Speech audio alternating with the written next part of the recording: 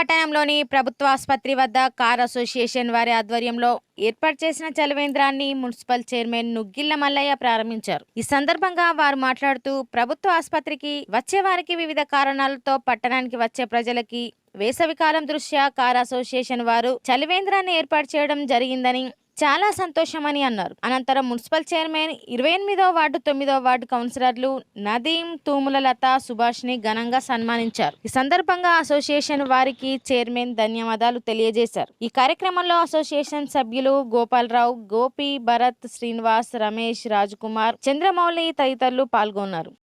ఈరోజు car association government hospital దగ్గర పెద్దపల్లిలో మన కారు అసోసియేషన్ డ్రైవర్ ఓనర్స్ కలిసి చలివేంద్రం ఓపెన్ చేయడం జరిగింది. ఈ ఓపెనింగ్ చేయవలసి జరిగింది. ఇందుకు కానీ నన్ను పిలవడం చాలా గొప్ప విశేషం.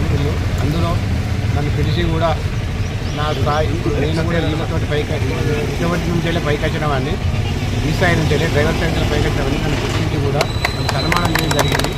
ఈ చలివేంద్రం ఇక్కడ కాకుండా ఇంకా 2-3 జాగాల్లో పెట్టాలని చెప్పి కోరుకుంటూ ఎప్పుడైనా ప్రజలకు సేవ చేసే భాగ్యం ఉండాలి. మీరు కానీ నేను కానీ ఆలోచనతో ఉండాలని చెప్పి కోరుకుంటున్నాను.